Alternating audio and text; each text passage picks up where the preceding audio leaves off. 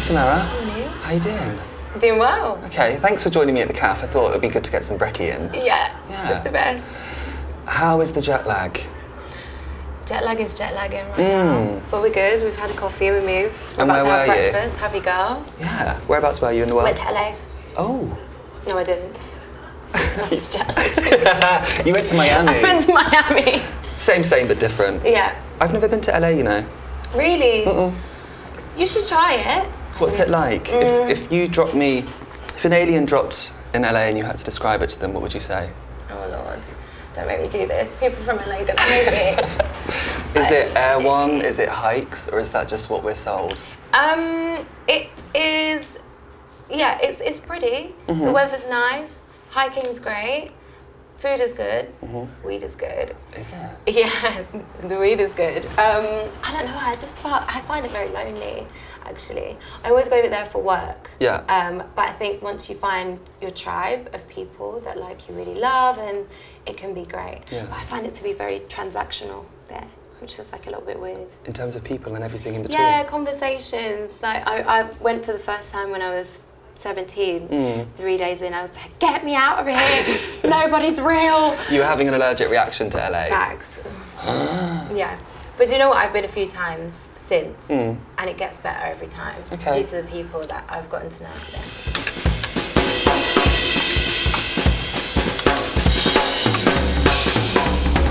So if I was going to embark on a pop star career, I mean... Is that what you're feeling? Love it. I haven't got the pipes for it, but say one day I woke up or like everything else went pear-shaped. Have you got any wisdom for me? On how to be a pop star? Say I went to the studio, I was in a session and I was like, right, I'm going to build a body of work. Have you got any like tidbits? And let's pretend that I can sing as well. Can you hold a tune? I can hold a knife and fork. I could do that. Well, I would say get a very good vocal engineer. Okay. That knows how to use auto-tune. So we're leaning into auto-tune now. Yeah, maybe like some electronic music so you can get away with all that. Maybe then if I can't hold a tune, what about like a hyper pop kind of like very heavy auto-tune, kind of like loud kind of music career? Okay. I think that would be the way, for sure. Yeah. Or like you could rap. I could rap. Yeah. I could do Nicki Minaj quite well. You can? Yeah. I'm going to pull the keyboard out and I'll do some Nicki for you. So this is my top of the line Yamaha keyboard. Wow. Yeah. I mean, I've never seen this one before. We really blew the budget here. Yeah.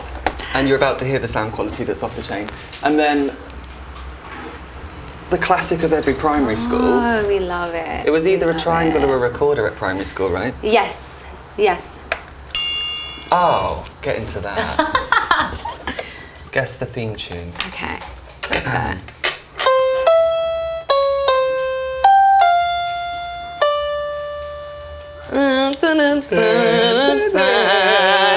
Spooky season, baby. Where's she from? Harry Potter. Yes, Harry Potter. Have you seen all the films? I have. Okay. I love them. Which is your favourite? Oh. What's the one where all the schools come to Hogwarts? It's my favourite too. It's Goblet of Fire. Goblet of Fire. I love that. I feel like it's the most exciting of the lot. Yeah, it's quite scary actually. I remember watching it for the first time and I was a bit like, I was spooked. Yeah, I mean, I like it for different reasons. Like I would watch Robert Pattinson cough for an hour, so he's in that one. Okay, let's play around with this. So, you tell me what you think you want to vibe with. I've got disco, dance, funk, ballad, or jazz. I think disco or funk. Okay. Let's see what they sound like. Let's hear what funk sounds like. Oh, okay. Okay, classic. Once was a story all about how my life got turned upside down. And I'd like to take a minute just to sit right here and tell you how I became the prince of a town called Bel-Air. Yes. Yes. And then I'm going to follow that up with...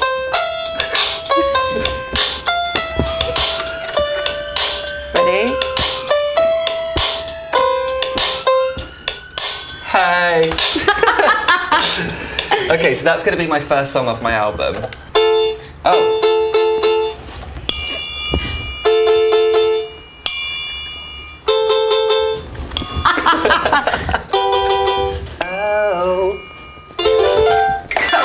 Yes!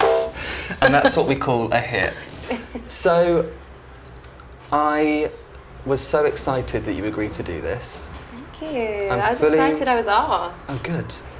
It's the second project you've done in terms of like a body of work.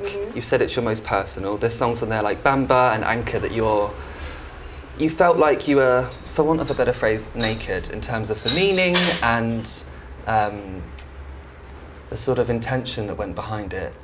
Tell me first of all, how did you navigate treading that fine line between how much of yourself you want to show to the world through the music and how much you want to protect? Because as you said, it's one thing being in a session and getting your feelings down and recording music.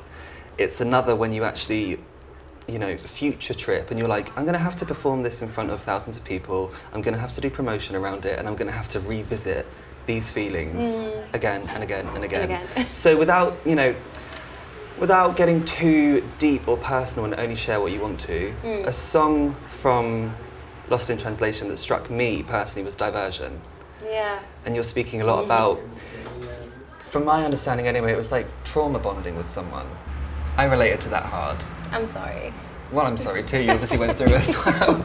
But yeah, how did you, maybe you can go by song specifically, how did you navigate what to do and what to do? Was there anything you cut? Was there anything you put pen to paper and you thought, I cannot let that out? I think the ones that I chose to leave off of the project were the ones that didn't really mean that much. Because, you know, you've got days where you have so much to say, you go into the studio and you come out with something that is just so raw and honest. And then you've got days where it's like, you're not really that inspired and you just make a song about... Yeah, you want a Rick Ross moment. Yeah, you can swear. Oh, you just write a song about bullshit. And those were the songs that I was like, no, they're not going to get any shine. Leave those in the vault until you need to pump them out, but this is like an intentional body of work. Exactly, it was very intentional, and like I think the hardest one, you know, that I really actually was scared to put out was Diversion, because that's a situation that I feel like I'm almost healed from, but probably still healing from a little bit, you know. What was your... Oh, Kathy. Thank you so much. Thank you very much, Hector. Love it. I wanted to talk about this concept of the breakthrough, because I feel like for musicians and creators of any type, it's a funny old thing, this concept of the breakthrough. Is it something that you felt inside, like, okay, I think I'm making it now? Or is it external factors? You know, suddenly people rush to you, brands rush to you. Oh. You know, what's your relationship like with that concept? I don't know. I think, you know, there's like ups and downs. You know, there's moments where it's more, and there's moments where it's very quiet. But yeah, I just try to take it as it comes. Like I'm very grateful. Not overthink it. Yeah, and I try and, you know, not overthink anything in life. I think, you know, I came into the industry when I was quite young, and I just remember so many people gave me the same advice, and it was, don't get lost in the sauce. You know, don't get lost in the hype. And I got lost in the hype. I did, because I, you know, all of a sudden I just left school. I had all of these opportunities. I had all this money, and, you know, all this freedom. And I was like, yeah, Mum, like, I'm flying to New York. Why? Because I want to. And I'm going shopping. I'm doing this, blah, blah, blah, because I want to. And I think that set me back a lot as an artist, because I spent a lot of time just like enjoying and living life, and probably feeling a bit entitled as well.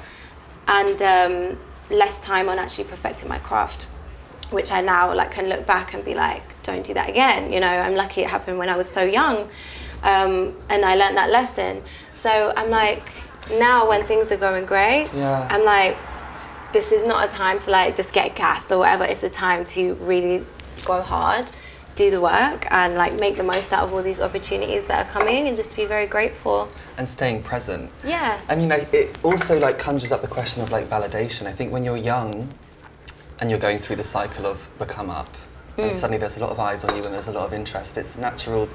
If you can't self-validate yourself and you're getting it from other people, this is me talking now, I can get very lost in the sauce and disenfranchised. Yeah. So stay in that meatball marinara sauce. I think also that brings me back to that horrible relationship that was in the gutter. I had to remind myself constantly because it was quite embarrassing. Like, I was always that girl that would look at people in like terrible relationships. I would be like, oh, whatever, just leave. Like, it's not that hard. And then I was in it. Right. And it's not that way. And you didn't want to accept the fact that you were in one of your own. No. And then that brought like all of these like guilty and shameful emotions. And I didn't want to talk to my family. I didn't want to talk to my friends because I would have to then admit the situation I was in. And I think that really set me up for this part of my life as well. Because doubt can creep in at any moment, you know, and I think it just taught me to not listen to it and block everything out. Yeah. I call doubt the shitty committee. That's who I have in my head. Committee. Yeah, and then sometimes they're very loud. Maybe not crazy, but have you ever looked out at the crowd and like seen someone with a sign with your lyrics on, or someone that you recognise that's been at all your shows? There has been that, yeah. I think the best moment for me, like whilst I've been performing so far, is probably the first show that I ever did. I think I was supporting Joy Crooks. Love Joy Crooks. I love her as well. But it was the first show that I did, you know, performing my own music, and there were people in the audience that knew my lyrics. They were singing it back. Yeah, they were singing it back, and my mum was there, and I just like looked at her and broke character for a moment. I was like, "Are you hearing this?" Yeah, literally. I was like, "Mom, they know my songs," and it was just, I'll never forget that moment because it just made everything worth it. You know, that it really resonated with people, and it was a great moment. That's a pinch me moment for sure. If you were Mayor of London for the day. Which I can actually see for you, to be totally honest. Yeah. What's one thing that you would change? Oh, that's a big question. What would I change? I would probably change like the pricing on the TFL. Oh my God. Yeah, I'm sick of it. I've just got an iPhone after 5 years of Android, which felt like the Stone Age. And now when I do any transactions, it tells me how much I've spent on TFL, and I don't need to see that. I know, it's like, keep it to yourself, I'm like, please. £8.50. Okay, that's a good one. Mine would be, I think they tried to implement it on Oxford Street, but like fast and slow walking lanes. Oh my gosh. It makes my piss boil when I'm trying to walk and I've got somewhere to be. It's the best thing I've ever heard. And do you know what else is, right? Okay, yeah. I'm glad that you would co-sign it as well. That's a great idea. And people that are in such a hurry, they walk like this. Yeah. It's taking up 2 people's space. I can't do it. What are you doing? That's what I would change anyway. Can you be anyway. normal for a sec, please? Well, at least cosplay is normal, please, just on Oxford Street. Yeah. Do you know what? I love that, because that's one of my pet peeves, like slow walkers. Slow walkers? Yeah. Yeah, just in general, and if I've got somewhere to be, it's infuriating. And I feel like we always have somewhere to be. If I'm leaving the house, I'm on a mission. I'm Katie B on a mission. You know? Tamera, thank you so much for meeting me for brekkie. Of course, thank you for having me. Always. And I'll see you at the show. I'll see you there. Thanks, it was babe. so nice.